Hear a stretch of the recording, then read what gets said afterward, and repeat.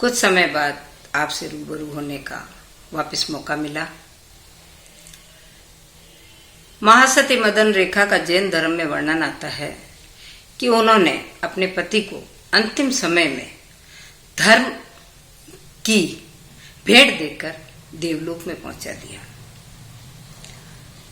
हमारे सामने भी अनगिनत आत्माएं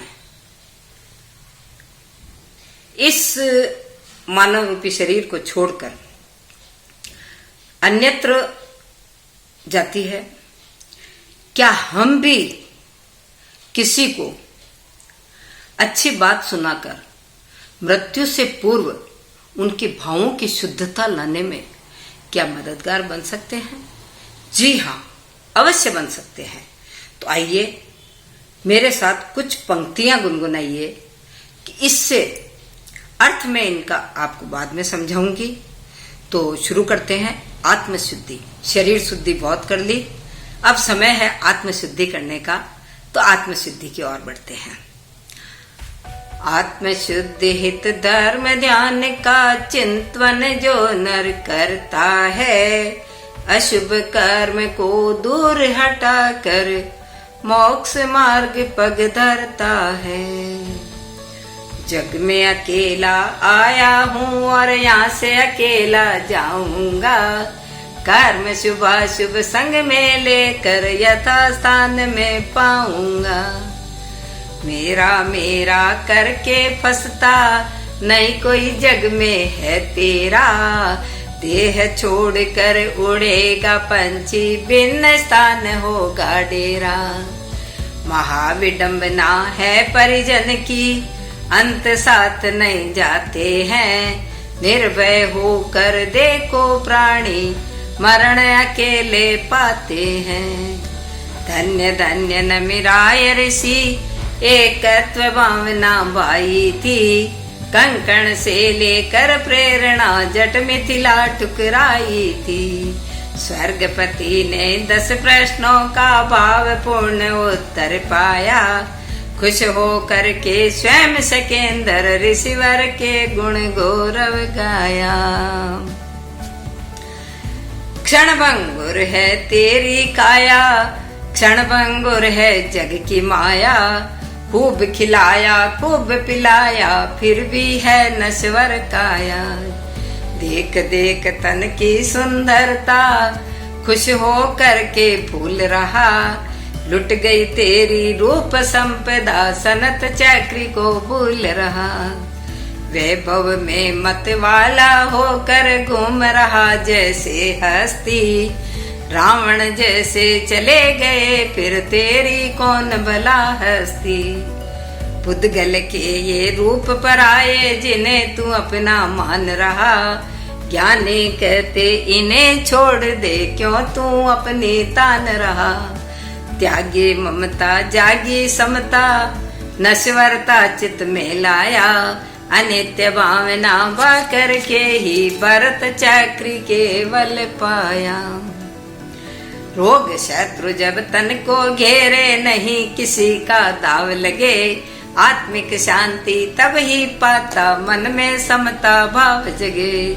स्वयं बांधता स्वयं भोगता नहीं कोई शरण दाता, त्राही त्राही करके रोता कोई न दुख से छुड़ा पाता। जन्म जरा मृत्यु के भय से भयभीत बना पामर प्राणी, कुकृत्यों को नहीं छोड़ता पीला जा रहा दुख की गाणी।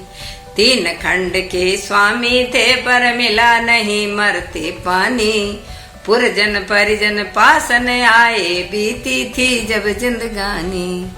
अहो अनाथी मुन के सिर पर घोर वेदना छाई थी, रहे ताकते पारिवारिक जन चैन पल भर न पाई थी। अरहट माला सम जग लीला सदा पलटती रहती है, नहीं जगत में है स्थिर वासा जिन वाणियों कहती है। अपना अपना किसे पुकारे जग जीवन तो है सपना, छोड़ कल्पना अपनेपन की सत्य नाम प्रभु का जपना।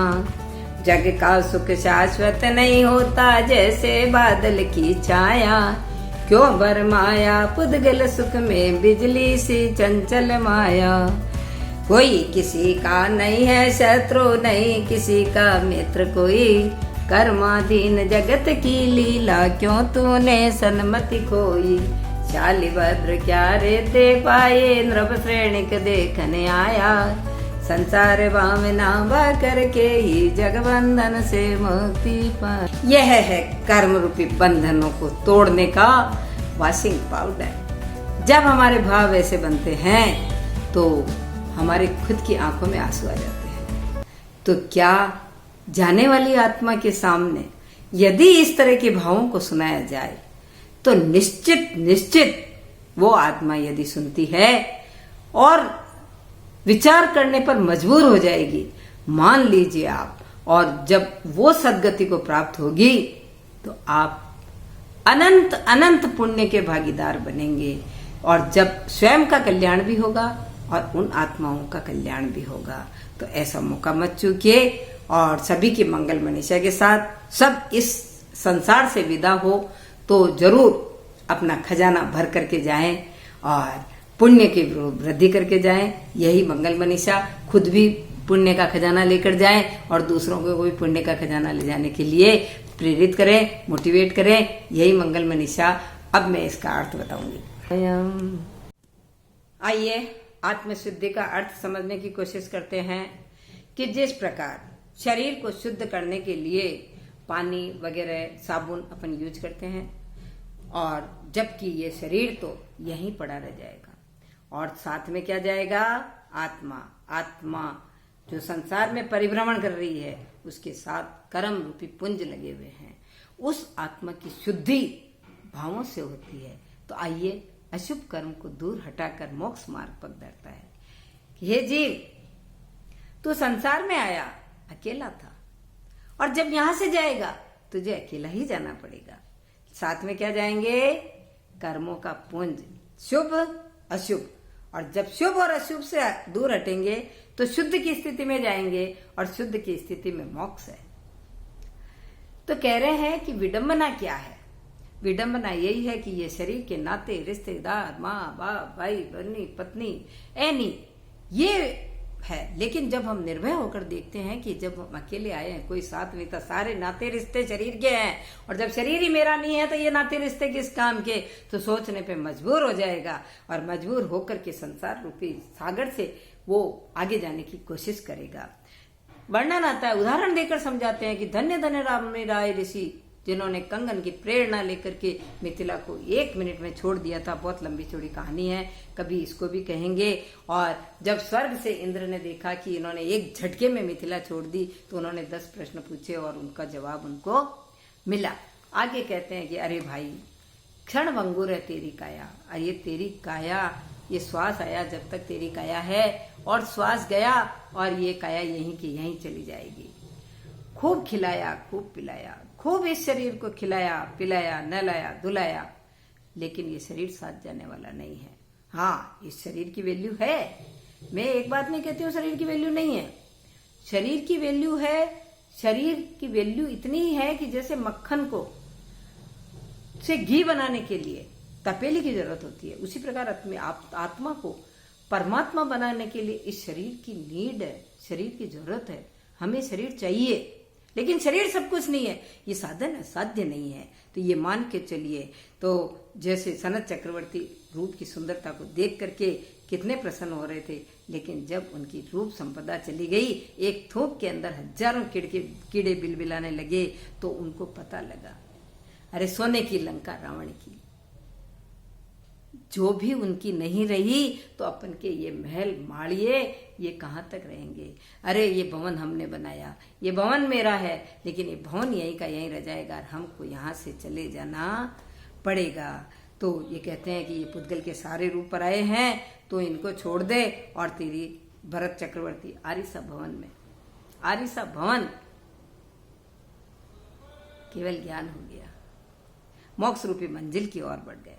और जब ये शरीर एक एक रोम में रोगों का खजाना, जब तक पुण्य उदय में है तब तक रोग दबे हुए हैं, लेकिन जैसे ही पुण्य क्षीण होते हैं तो ये रोग उभर के आ जाते हैं। लेकिन ज्ञानी कहते हैं कि जब रोग उभरते हैं तो हाय हाय करने से कुछ नहीं होगा, त्राही त्राही करके भी रोएंगे तो कुछ होने वाला नहीं है, लेकिन आत्म शांति रखेंगे तो हम नए कर्मों का बंधन नहीं करेंगे और पुराने जो बंधे हुए हैं उनको तोड़ेंगे और आगे की मंजिल की ओर बढ़ चलेंगे। 3 खंड के भगवान श्री कृष्ण जंगल में गए और वहां उनको मरते वक्त एक पानी की नीड थी, वो भी भाई ला करके नहीं दे सका और उन्होंने प्राण त्यागने पड़े। तो आप और हम किस चीज की बिसात है? क्यों घमंड? किस बात का घमंड? अनाथी मुनि के सिर पर कितनी वेदना चाहिए थी। पारिवारिक जन कुछ नहीं कर पाए और उन्होंने संयम लेकर अपनी आत्मा को भावित किया। आपने बेल देखे होंगे, बेल से जब कुएं के अंदर पानी निकाला जाता है तो शिकोरों की एक डोरी बंधी हुई होती है, वो नीचे से पानी लेती है और कुएं के बाहर ला करके गिरती है और उसके बाद उस खेतों में पानी पिलाया जाता है। तो ठीक उसी तरह खाली होती रहती है, भरती रहती है, खाली होती रहती है, भरती रहती है। इसी प्रकार ये अरहट माला की जैसे हमारी जगलीला है कि कभी तो सुख कभी दुख, कभी सुख कभी दुख, इस झूले में झूलते रहते हैं। अरे अपना अपना किसे पुकारे, कौन अपना कौन पराया, छोड़ दे तू अपने कल्पना और है न सत्य नाम प्रभु का जपना। अरे ये संसार का सुख शाश्वत नहीं है और जैसे बादल है आते हैं जाते रहते हैं, ये संसार का सुख आएगा जाएगा चला जाएगा। अरे किस पर वैर करें और किसको दोस्त माने, कोई किसी का न शत्रु है न मित्र है, ये तो अपने कर्मों की माया है जो न विभिन्न तरह के नाटक दिखा रही है। और शालीभद्र जिसके 33 पेटियां स्वर्ग से उनके पिता रूपी देव भेजते थे, उन्होंने ही उनको ठोकर मार करके उनको संसार भावना भा करके आज मंजिल की ओर बढ़ गए।